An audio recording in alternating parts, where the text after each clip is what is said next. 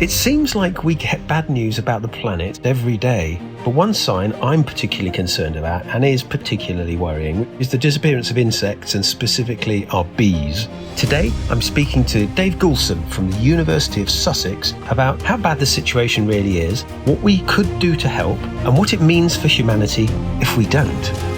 Welcome to Future Imperfect. Hi everybody, welcome to Future Imperfect. I have with me a professor of biology from Sussex University, Dave Goulson. Dave, you have a fascinating speciality and some really interesting books that we're going to talk about. So do you want to take it from there? Yeah, sure. As you said, I'm a professor of biology at Sussex University. Been there for about 8 years. So my speciality is insects, particularly bumblebees. I've been studying bumblebees for nearly 30 years now, and obsessed by insects since I was a kid. And I have no idea why.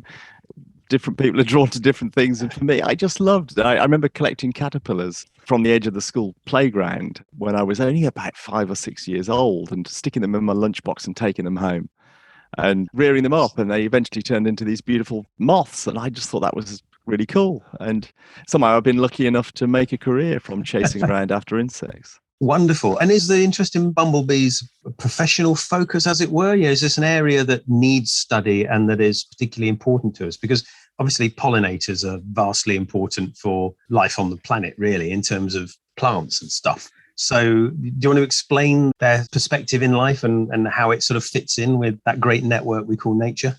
Yeah, happy to. I mean, actually, the reason I started studying bumblebees was not because they're economically or ecologically important. It was just I spotted something interesting. There's a little nature reserve on the edge of Southampton called the Itchen Valley Country Park. And I was idly watching a patch of comfrey and these bumblebees that were flying around. And I noticed that the bees often fly up to a flower with their antennae kind of out. And at the last minute, they veer away without touching the flower as if there's something wrong with it. And anyone can see this. Once you've seen it once, you suddenly realize it's really common. Bees do it continually in every patch of flowers you look at. And I thought, well, what are they doing? They seem to be sort of being fussy, but why are they avoiding certain flowers? And I ended up spending 5 years trying to work out what was happening with a PhD student called Jane Stout. And to cut a 5-year story short, basically they're sniffing the flowers. And what they're sniffing them for is the faint whiff of the footprint of a previous bee having recently landed on the flower, because if one's recently visited it, it'll be empty. There'll be little or no pollen or nectar left. Right. So it's just a cue that helps them save a little tiny bit of time that otherwise they would spend climbing into an empty flower. I just thought that was quite clever.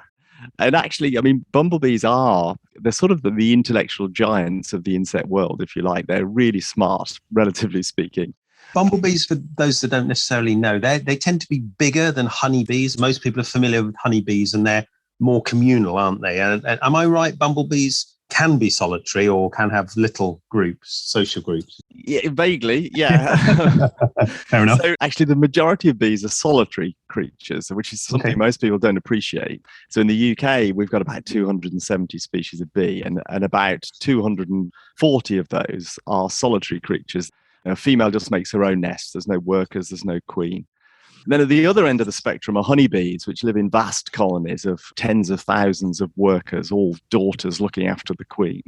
And bumblebees are kind of between the two. They have small colonies that are short-lived. They only live for 4 or 5 months at best. But they do have workers and the queen who does most of the reproduction. And as you say, they are the big, furry, often colourful insects that we commonly see in our gardens. Bumblebees are the most obvious bees. And if you ask someone to draw a bee, they'll draw something that's big and fat with yellow and black stripes. And they're drawing a bumblebee. That's wonderful. So they have a sort of a gentle reputation. Do they sting at all? Can they be aggressive? Yeah, they certainly do sting. I've been stung quite a few times over the years when I've deserved it, to be honest. Hazard of the job, yes. But when they're on flowers, they'll never sting you unless you grab them in your hand or sit on one or something. They are basically pretty docile. The only time they will deliberately sting you is if you open up their nest. They'll sting to defend the nest of the queen and so on. And some species are a bit stroppier than others. They will sometimes actually chase you. I've had to run away a few times when I've been dealing with bumblebee nests, but otherwise they're very peaceful. That's interesting. I mean, presumably bumblebees have been around, the history of them goes back way before humans are around.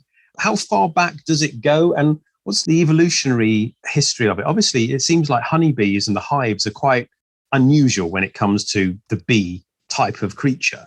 It'd be interesting to delve into a little bit about why you think that might have happened that way. But when were bumblebees, or types of bumblebees, sort of first on the planet, roughly? Yeah, so actually, it probably makes sense to go back to the beginning of bees.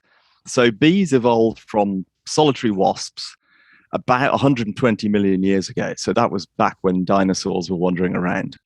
And so the first bees would themselves have been solitary. And so their waspy ancestors probably stocked a nest with paralyzed insect prey and laid their eggs on them. And at some point, one of those species of wasp switched to stocking the nest with pollen instead of insects as a sort of alternative protein source. And that was basically the sort of first bee. So if you like, bees are sort of wasps turned vegetarian. And they evolved sociality after that, but still probably 100 million years or more ago. In fact, the oldest fossil bee we have, trapped in amber, is from about 100 or so million years ago. And that is almost identical to a social stingless bee that's alive today. So they certainly evolved the social lifestyle pretty early on. Bumblebees actually are relative newcomers, and they appeared about 30 million years ago. So still obviously way, way, way before we were around. But after the dinosaurs had gone and in the sort of age of giant mammals, and there was a cold period in Earth's history, which may explain why bumblebees appeared around then, because they're basically big, furry creatures that are adapted to living in cold, wet, windy climates like ours. So in that respect, they're quite unusual. And most insects are at their most numerous and species rich in the tropics, but actually bumblebees are, very few of them live in the tropics. They're more of a temperate creature. So would there have been bumblebees hovering around woolly mammoths and woolly rhinoceroses, or is that too cold for them? No, there certainly would have been. So today there are bumblebee species that live in the Arctic Circle. There's Bombus polaris and several others that live their whole life cycle in these really short Arctic summer. And the reason they can do that is they're very weird and unusual insects. They generate their own heat. You know, most insects are cold-blooded, essentially. Their body temperature is more or less the same as the air temperature, and so they have to sit in the sun if they want to warm up. But bumblebees and a few other large insects like hawk moths and some big dragonflies and so on generate heat in their flight muscles. And in the case of bumblebees, the fur keeps it in. And so they can fly around when the air temperature might be below zero. That's really interesting. So this is sort of very broadly parallel to mammals sort of developing the ability to sort of have warm blood and expand the environments they live in. Fascinating. Yeah, they're kind of more similar to us than they are to many other insects, at least in respect to how they maintain their body temperature. I just love the idea that there'll be bumblebees hovering around woolly mammoths. It's a really cool image. So obviously that's the past. Now, there are some issues that appears that there are some issues at the moment with decline in insect numbers in the modern world caused by a whole bunch of interrelated issues, I would imagine. Do you want to just expand upon that? Because it's obviously a huge concern for us. Yeah, I mean, there's a growing body of evidence that showing that insects broadly appear to be in decline. Most of the long-term data we have is from Europe and North America, so there's some massive knowledge gaps. And even in Europe, which is the sort of best studied place in the world, there are lots of insects that nobody's bothering to count at all, the more obscure ones. But the data sets we do have, which mainly are for things like butterflies and moths and bees, suggest that they're in decline. And some of the data sets show really rapid decline, which is sort of pretty alarming. There was a study published mainly by a bunch of German entomologists in 2017. I was one of the authors, it must be said, but I did very little to deserve that. But it was based on this really big data set collected mainly by amateur insect enthusiasts all over Germany who put out these traps that catch flying insects called malaise traps. And they found a 76% decline in the biomass of flying insects in 27 years up to 2016. That really kind of set alarm bells off around the world, I think, because people were thinking, well, is there something really strange happening in Germany, or is this happening everywhere? And if it is happening everywhere, you know, there's going to be consequences if this carries on. And all the data we have suggests that it is a general pattern. Maybe the German data, the rate of decline seems to be a bit faster than that of other insects, but nonetheless, there is a problem. And obviously, there are lots of repercussions because insects are really important. I mean, they make up the bulk of life on Earth in terms of numbers of species. We've so far named about 1.5 million species in total, animals and plants and everything else put together, of which 1.1 million are insects. So if they disappear, that's most of biodiversity gone. But then, of course, an awful lot of things eat insects. So many birds and bats and lizards and freshwater fish eat insects. So they'll go if they've got nothing to eat.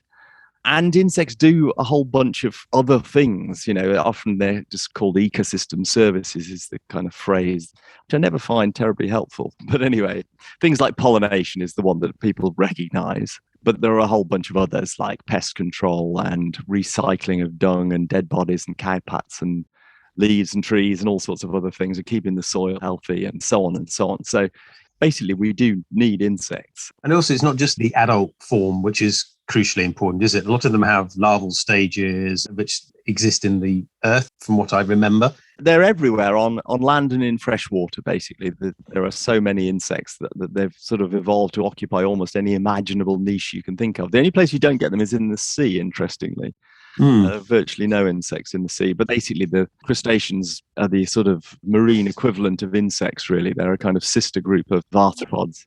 And they've been there an awfully long time, so they probably aren't very easy to muscle out of that niche. Well, so the insects, sorry, I'm digressing slightly here. No, it's great. It's really interesting. Insects, the keys to their success really on land are being able to fly and being waterproof.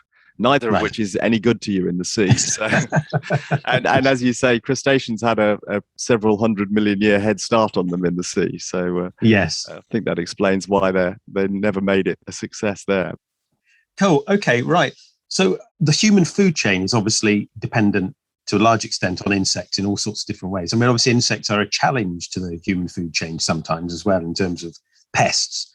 And obviously pesticides, there's a lot of money spent on pest control, and pests, I guess, are a human definition of an annoying insect that's going to consume what we don't want them to consume. So that's an interesting one. And there's a whole move. Well, maybe you can, again, expand on that a little bit. There's a lot of pesticides. I mean, I remember DDT, the story of DDT back in the day being banned for a long time ago because it caused problems further up the food chain, the trophic pyramid. But that might be worth talking about a little bit and how that reflects on what's happening with neonicotinoids as well. Yeah, it's a murky and slightly sordid subject, I must admit. But it's something I got drawn into and done quite a bit of research on. So let's start at the beginning. I mean, basically, synthetic pesticides really emerged around the Second World War. There were two kind of groups, DDT and its relatives, which was developed for controlling mosquitoes and preventing malaria in the troops fighting in warmer climates. And at the same time in Germany, they were trying to develop nerve agents to kill people, and they invented organophosphate insecticides. Anyway, they were introduced and they became enormously popular with farmers following the Second World War. It seemed like they were a kind of wonder product that could greatly increase crop yields, and everyone was, with hindsight, somewhat naive. And of course, it didn't go well, and it quickly turned out that there were side effects of using these products. They weren't just killing the insects we wanted to kill, they were killing everything else. The pests were becoming resistant, so farmers were applying more and more and getting poisoned themselves. And as you mentioned, DDT in particular bioaccumulates up the food chain, so top predators like birds of prey were starting to die and their eggshells were thinning, so they broke before they could hatch. And there was a whole catalogue of disasters which were really kind of brought to the world's attention in 1962 when Rachel Carson published Silent Spring, this kind of iconic book which described all the harmful environmental damage being caused by pesticides. And there was quite a backlash and a big kind of heated debate that went on for a while. But eventually, most of those early pesticides were banned. And I think it's fair to say that scientists at that point slightly took their eye off the ball. We kind of thought the problem had been solved. We were all taught about how DDT had caused all these problems, but now it had been got rid of and replaced with much safer chemicals, or at least so we thought. And it was only really in the 1990s that attention began to return to pesticides when this new family of chemicals called neonicotinoids started to be flagged up as causing kind of similar problems in a way to DDT and its relatives. So neonicotinoids are neurotoxins. They're basically synthetic variants of nicotine. They're incredibly poisonous to insects. I mean, weight for weight, they're about 7,000 times more poisonous than DDT is to insects. A few nanograms is all it takes to kill a honeybee, for example. And they were introduced in the mid-90s. Just as with DDT, they were terribly popular to start with. No one foresaw side effects. But it turned out that they're actually rather persistent in the environment. They accumulate in soils. They were turning up in pollen and nectar of wildflowers, contaminating rivers and streams, basically getting everywhere. I mean, this is kind of like Novichok for bees, incredibly poisonous neurotoxins. And eventually it became clear that they were one of the reasons why the bees were declining and probably one of the drivers of insect declines more generally. And the European Union, when enough evidence accumulated, banned most of them in 2018. But they're still very widely used in the rest of the world. And I guess the bigger picture is that we now have hundreds of times more pesticides available to farmers than in Rachel Carson's day. And there seems to be a general pattern of them slipping through the regulatory process. And then after decades of use, evidence starting to appear that they're doing harm. And it's not just neonicotinoids. There are dozens of other pesticides that over the years have been flagged up as harmful and usually eventually removed from the system. But all the time they're replaced by another one and another one. And we just go round and round in circles. And the fundamental problem doesn't go away. I think essentially, if we currently apply 3 million tons of pesticides to the world every year. If you do that, there are going to be side effects. There are going to be undesired consequences. You're going to kill things you didn't mean to kill.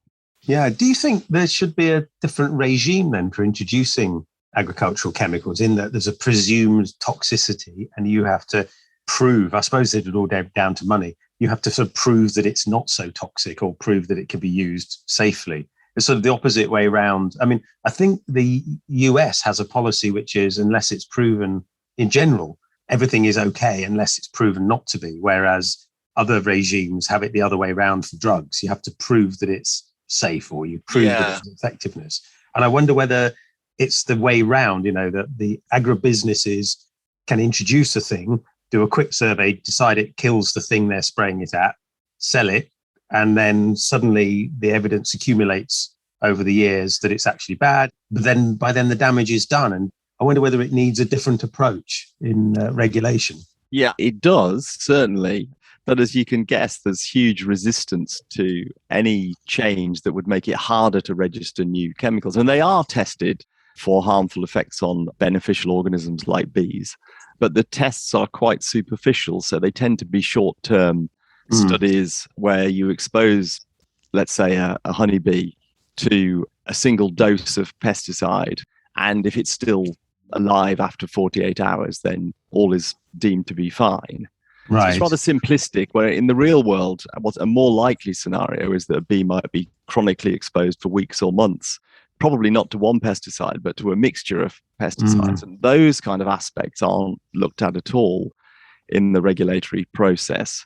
So it misses things. It doesn't look at sublethal effects, which in the case of neonicotinoids, it turns out that aside from being lethal at very small doses, at even smaller doses, they impair the learning ability of bees, so they can't navigate. And that's as good as a death sentence to a bee. But in a lab test tube, you wouldn't see any harm at all. So there are lots of things like that that basically aren't evaluated, and which is why we end up with this situation where chemicals that are harmful slip through the net over and over again. How you come up with a better system? I mean, the medicine system seems to be slightly better in that it requires a demonstration that any new drug is not only is it safe, but also that it has to be better than any existing drug that's on the market, which would probably help, or at least reduce the kind of proliferation of pesticides. But there must also be an educational component to this as well, so that the farming community needs to learn to minimize the use of these things. I understand that we've got to grow food for an ever-expanding population, and chemicals play a part in that, so do fertilizers, but there are aspects of it that we need to think about medium and long term as well. How is the education of the farming community to this issue going?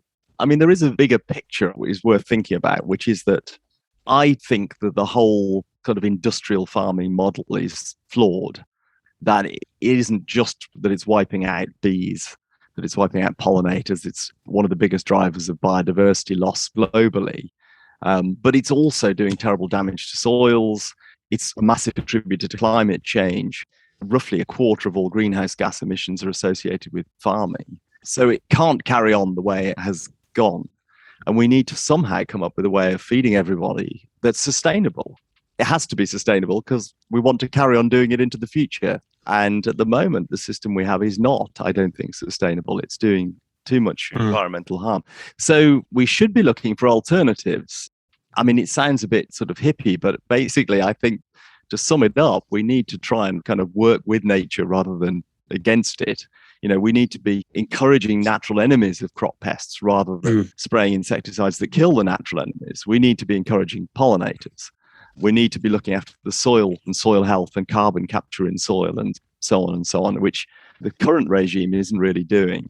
And I mean, I think there's some really interesting, promising alternatives out there. Things like agroforestry and permaculture and organic farming, which I think the evidence suggests have the potential to feed the world with a little bit of investment and support.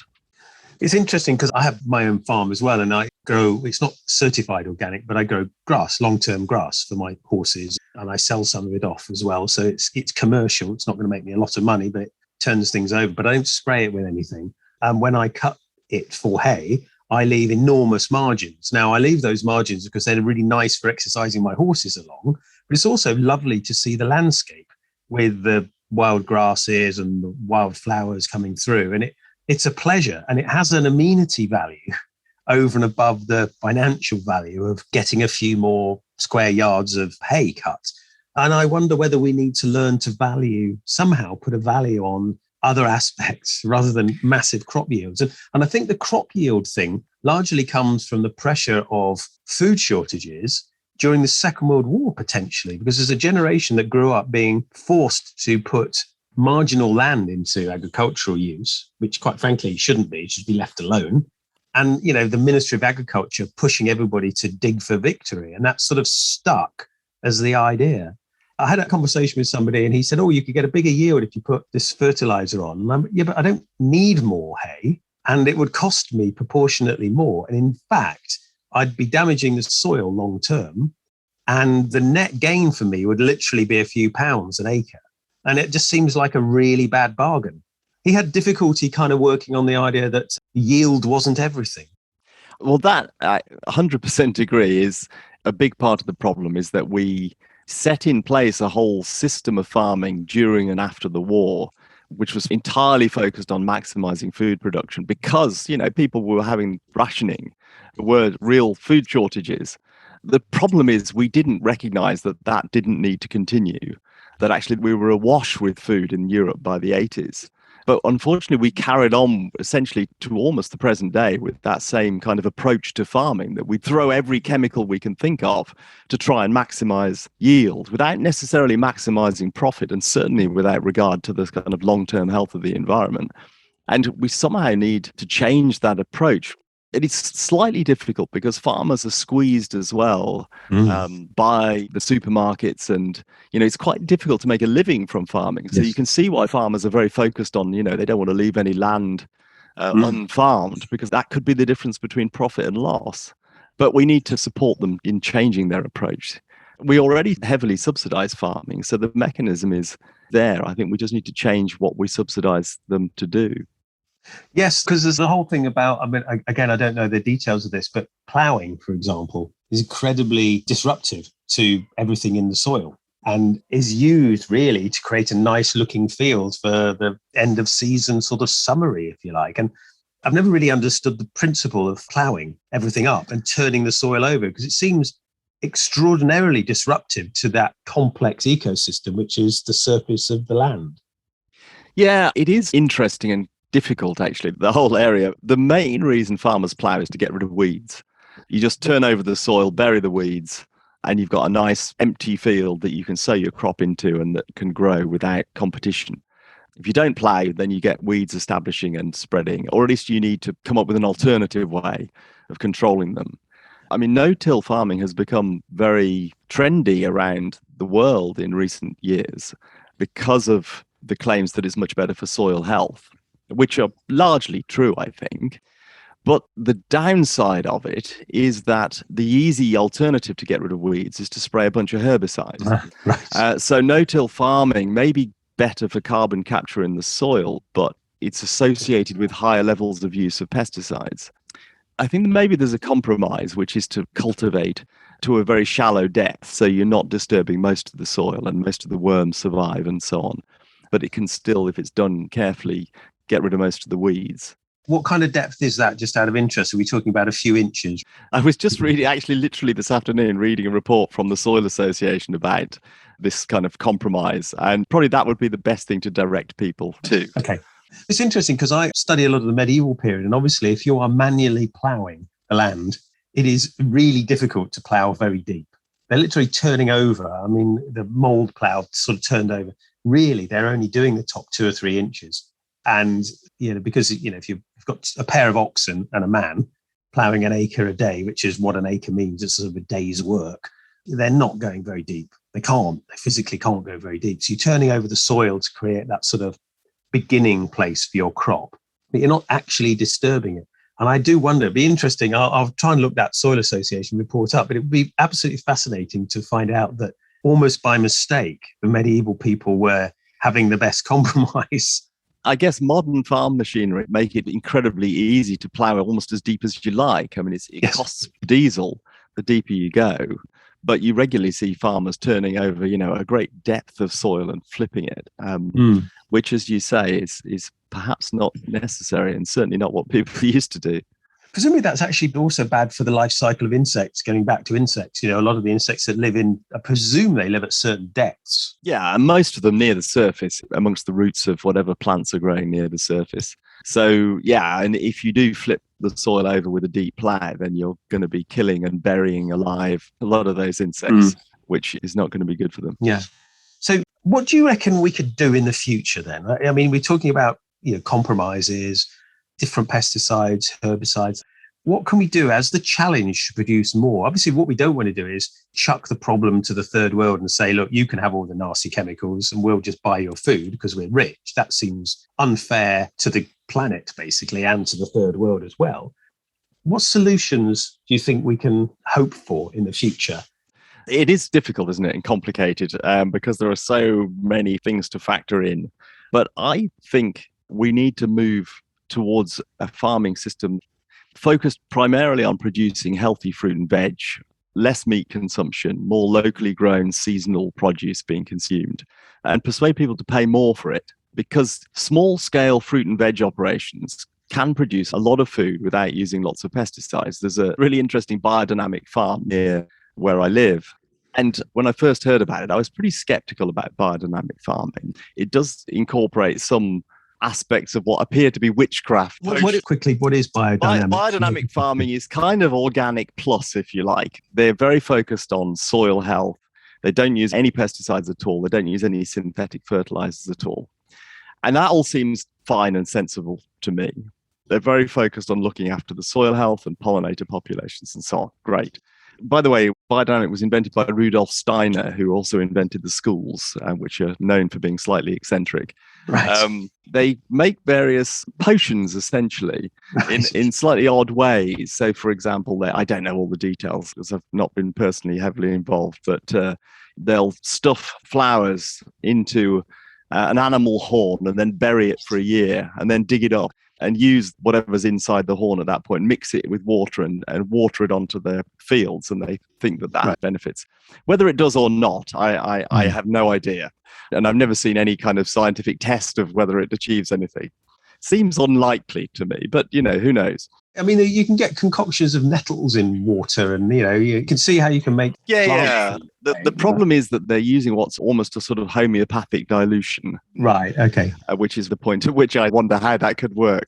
I don't want to criticize biodynamic at all because all of that aside, if you visit a biodynamic farm, certainly the one near me, they produce lots of food. Their yields are pretty good.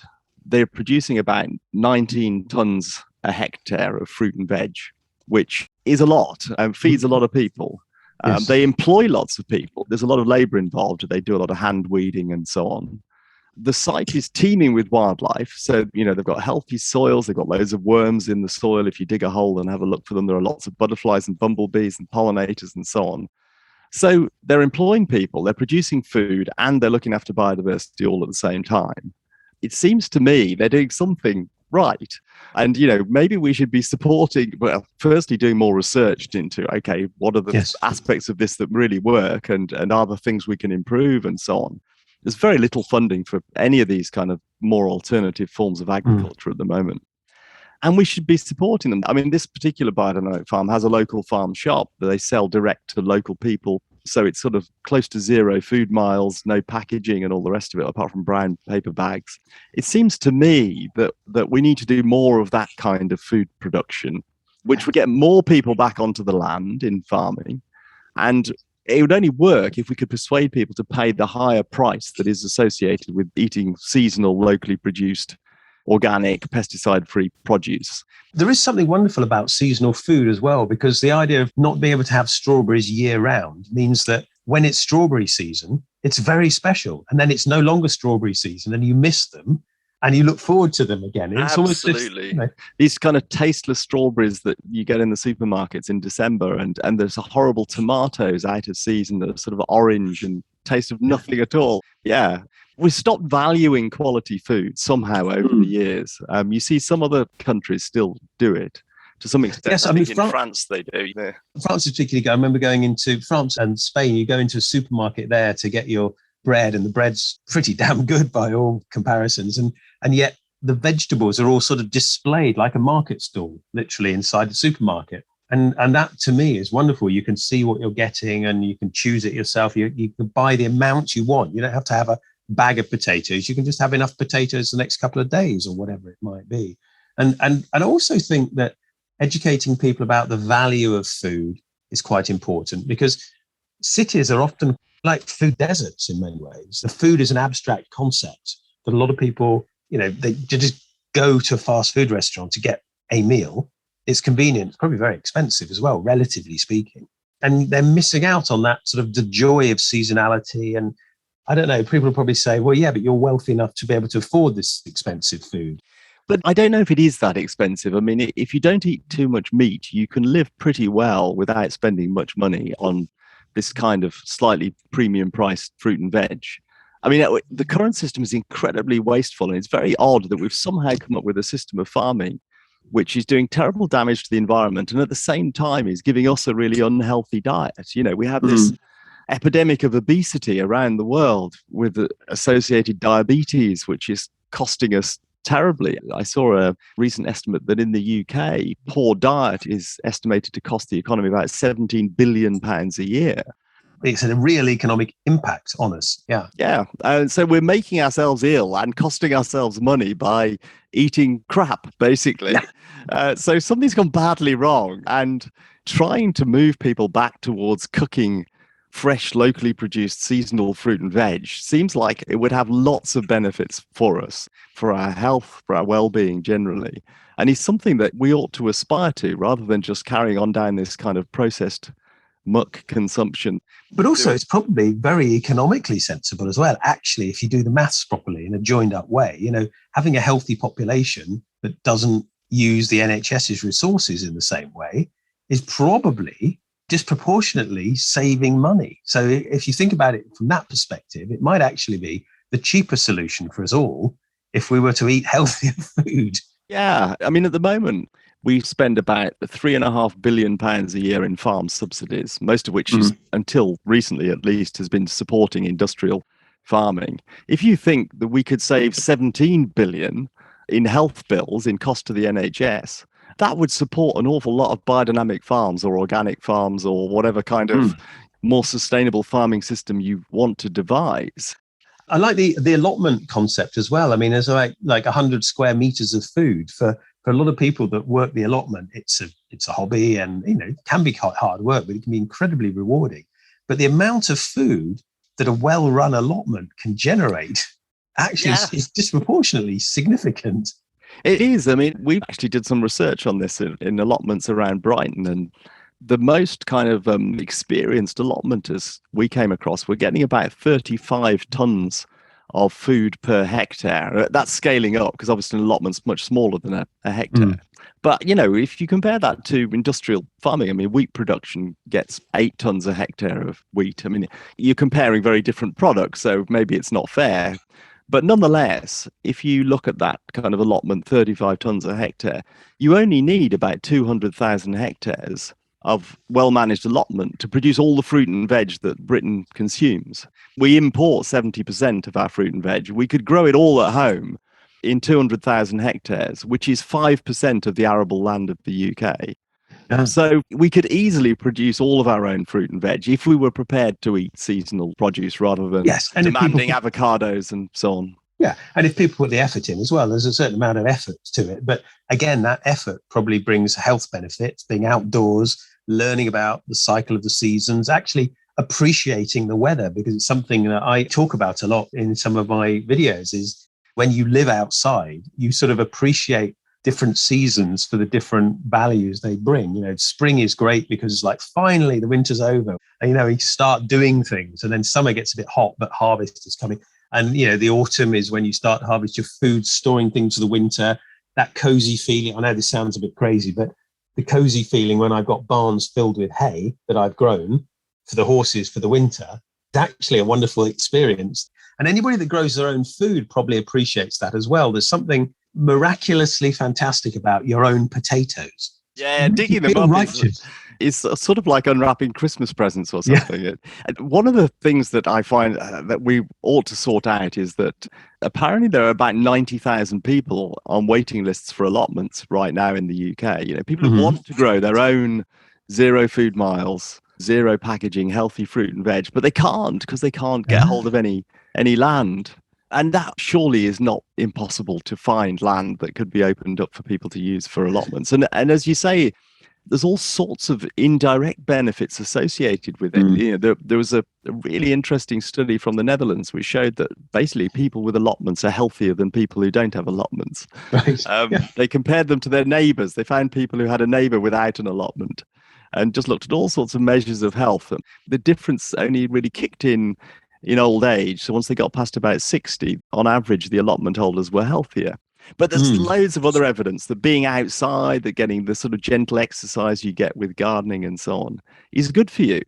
So, we should be encouraging as many people as possible to get out there and grow some veg. And in schools, lessons in how to grow stuff, because it's something I think most people have never done. Yeah, and the challenge of planting something in the right way. And some veggies are actually very easy to grow. Quite frankly, potatoes will grow anyway, pretty much. Put them into the ground, cover them with something, and they do their job. It might not maximize yield, but they'll still grow more potatoes afterwards. But I agree. And I wonder whether planning rules, we could look into it from a planning perspective, which is if somebody's building houses, and we do need more houses, it appears, some of the land has to be set aside. Either the gardens have to be big enough, or some land has to be set aside for a certain proportion of those households to have an allotment, to have their own green space that sort of comes with it. Be a really interesting challenge. And I presume developers would hate it because they won't be able to put as many houses. But it's the sort of thing you could imagine might happen one day. People saying, it is your allotment. You don't have to use it. You can go to somebody else, but you have one if you want it. It would be great if everyone had that option, wouldn't it? An allotment could be made available within a mile or two of where you live, or at most, or something. Yeah. It seems to be that kind of fundamental human right, the right to grow a few potatoes or carrots or whatever. It's really sad that people have lost access to the land. Even in the medieval period, you took a look about towns, and I was looking up the small claims court equivalent in medieval times, the sort of magistrates level complaints, and they're about people's backyard pigs escaping into the next door's vegetable patch. And it's quite a lot about cesspits as well. There's quite an obsession about cesspits and drains, of course, in the medieval period. But there's an awful lot about people's backyards were literally micro farms. They'd have one or two pigs, and the food waste, if there was any, would go to the pigs, and the pigs would be slaughtered for bacon and salted away, and that would be for the winter. And a lot of them had vegetable gardens as well. So this is even in the towns. Now, I know our towns are more compact, and Lots of people live in apartments. They don't have much space at all. But it would be lovely to think that town planning would allow for food growing as well, potentially. Front gardens could be converted into it. I often look at lawns and I think all of the money going into a lawn to look nice and be cut and all that energy going into maintaining the length of the grass. And I'm thinking, it's a monoculture. There's hardly anything in there. That's not good for biodiversity. Grow weeds, at least, grow something else that's a bit more interesting. Yeah, no, I mean, one of my pet subjects is how we can make our gardens and urban areas more biodiverse, more wildlife friendly. And it's a pretty easy win. It's kind of there's no real downside to reducing mowing of our lawns, to allowing a few weeds to creep in, to planting a few pollinator friendly flowers in our gardens, to not spraying it all with pesticides and so on. And potentially huge gains. There are 22 million-ish private gardens in the UK, covering an area, it's about 400,000 hectares. So it's a bigger area than all of our nature reserves. And, just imagine if we could persuade everybody who has a garden to kind of invite nature in and make it a bit wilder and more nature friendly. That would really make a difference. And it would also, mean that kids grew up in green cities where they got to see butterflies and bumblebees and all these creatures buzzing around, rather than, sort of growing up afraid of insects because they're unfamiliar. What about the sort of communal spaces in communities? What about the grass verges along motorways? And I sometimes see them sort of being sized down by big machines. And I think, okay, you've got a certain safety issue to think about viewing and that kind of stuff, viewing volumes and things at junctions, which need to be thought about. But there's an awful lot of land that nobody has access to, in fact, but insects and animals, wildlife could somehow have access. Is there a move to sort of wild those kind of places a little bit? I kind of get the feeling there might be. Yeah, I mean, actually, the charity Plant Life have been really championing this for the last couple of years. I think there's huge potential to encourage wildlife and wildflowers and so on road verges. Obviously, it's a kind of national network that's already there. And as you say, at present, a lot of these verges are cut maybe 8 times a year, which is an awful lot of labor and petrol for no obvious purpose. You might need to cut the meter or so closest to the road for visibility reasons. But often you've got 10 times that doesn't need to be cut, that could be full of wildflowers. And again, a bit like the gardening thing, there's no real downside to this. There's no compromise to be made. It's not like farming where there might be a trade-off between producing food and looking after wildlife. With these sort of waste spaces, then they could all be full of orchids and all sorts of other beautiful flowers and happy insects, as far as I'm concerned. And it is happening. Since lockdown, it's by default, when councils couldn't cut last year, lots of people loved seeing all these flowers suddenly appeared in places where they'd never seen them before. And so when the council started this spring cutting those verges again, a lot of people protested and said, hang on a minute, we liked those flowers. Why the heck are you doing this? We don't want you to do it anymore. Yeah, there's a certain amount of education there, and that might take generational change as well, because there's certain people like neat and tidy places for whatever reason, maybe just the way they've been brought up. But there's probably a generation coming through that appreciates the beauty of the sort of slightly wilder micro forests, if you like, mini wildernesses on the edge of a road. And as you say, there's almost literally no downside. It's only upside. It literally is cheaper to leave them be. Yeah, absolutely. You're right there. There is the sort of tidy, old-fashioned kind of approach. People don't easily change their minds. And if they've always seen verges mowed and they think that's how they should look, then it comes as a bit of a shock when they're suddenly washed with flowers and tall grasses and so on. But I think opinions are changing on that. Well, that's a hopeful place to sort of draw this to a conclusion. But did you want to talk about your books in particular? Do you want to let people know how they can find out more from you? Of course, I should. I'm never very good at plugging my own books, but I have a new one out called Silent Earth, which is basically about insects and how amazing they are and the evidence that they're declining and why they're declining. And most importantly, what we can all do about it in lots of different ways. Making our gardens more wildlife friendly, changing our shopping habits to support farmers, encouraging insects and so on and so on.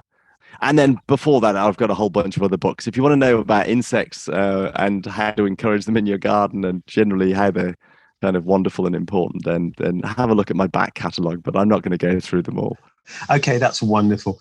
Do you have anywhere anybody can follow you on the sort of usual sort of social media? Is there?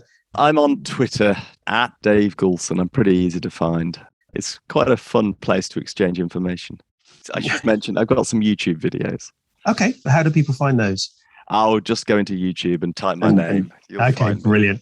Dave, thank you. That's been an absolute pleasure. Really interesting to talk to you about it. And I hope the future is a little bit more wildlife and insect friendly, because insects are so important to us. Yes, they are bugs. They can be in the wrong place, but broadly speaking, they're usually in the right place if we leave them alone and do their job.